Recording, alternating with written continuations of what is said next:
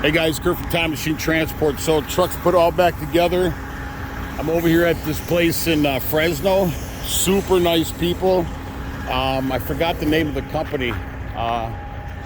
Hey Rick, excuse me, what's the name of this place? Valley Detroit. What is it? Valley Detroit. Valley Detroit, and it's called Valley Detroit. Just talking to another driver here, Rick, cool dude. So it's called Valley Detroit in Fresno. So here's the thing, Ricardo got the truck put back together Friday, and he said my turbo was leaking oil, blowing oil. And I said, man, that turbos, I put that turbo in like in August or September, I think September last year. Like that turbo should not be blowing oil, man. So it's an OEM part from Heavy Highway OEM Parts. So I called my guy Dave over there. They're out of Michigan. If you guys ever need a turbo, call Highway Heavy Parts or Heavy Highway Parts. I think the OEM turbo for my truck was under $600, which is cheap. And if you don't know what an OEM part is, it's not a remanufactured part. It's built right there from the factory or whatever. Not old parts refurbished or remanufactured. So anyways, call Dave over at Heavy Highway. He says, your turbo shouldn't be blowing oil. He said, it's possible.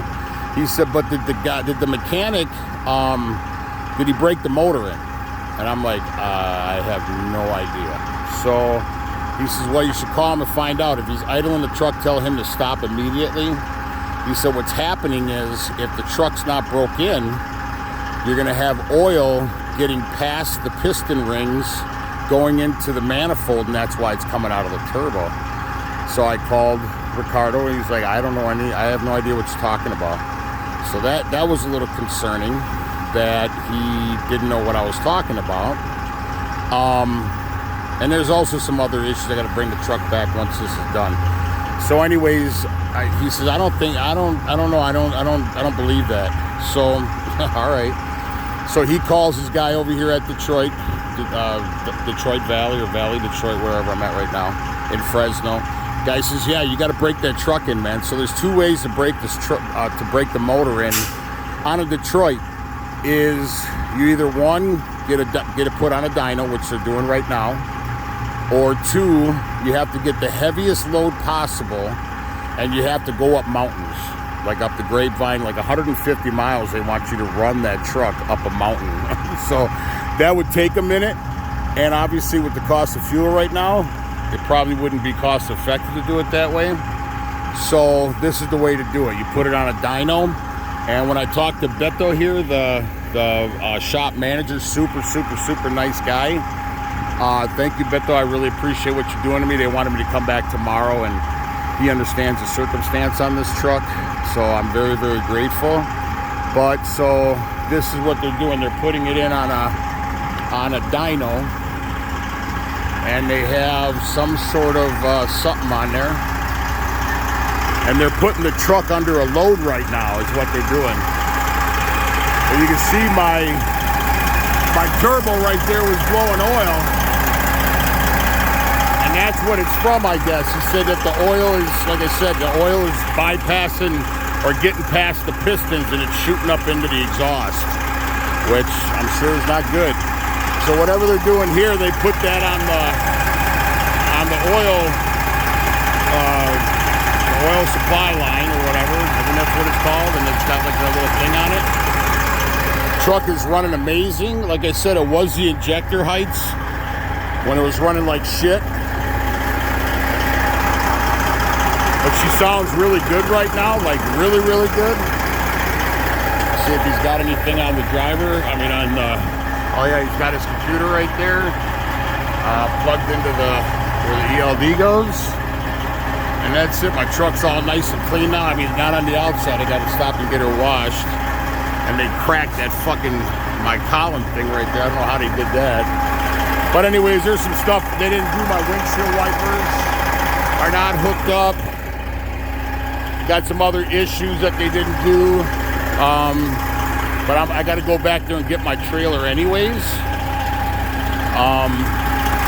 They got a plug down here that's not plugged in. I don't even know where the hell that goes. But there's some slight issues there. So, oh, that's what he's going to do. He puts it on the roller. He must put it on the roller or something to get it going. I appreciate you doing it, man. Thank you. Nice people here, man. This truck is freaking dirty. Oh, yeah. So on the dyno, I'm going to put it on these rollers and probably get the truck to shift. Interesting. I didn't know anything about this. So that's a dyno, as you can see. Then I'm sure the truck's gonna be the pressure or the combustion in the motor or whatever, or whatever it is. So that's obviously what they're gonna do. That's interesting. I never knew this, and that's why I have a YouTube channel. Never seen a video on how they do a dyno, so I'm gonna put you guys on pause, and then when he gets to that point, I'm going to show you how this works, I guess. So, all right, guys, that's how to do it. Just put it in gear and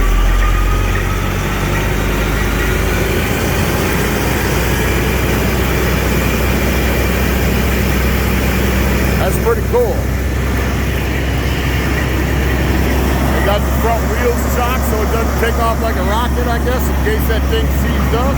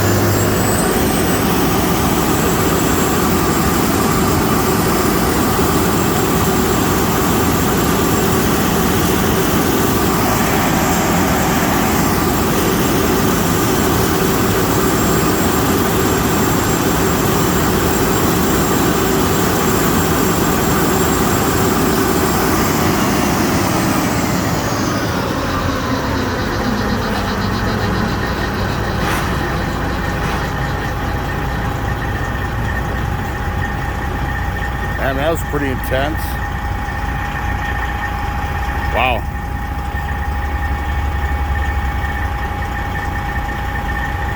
Anyways, please like and subscribe to the channel. Ciao.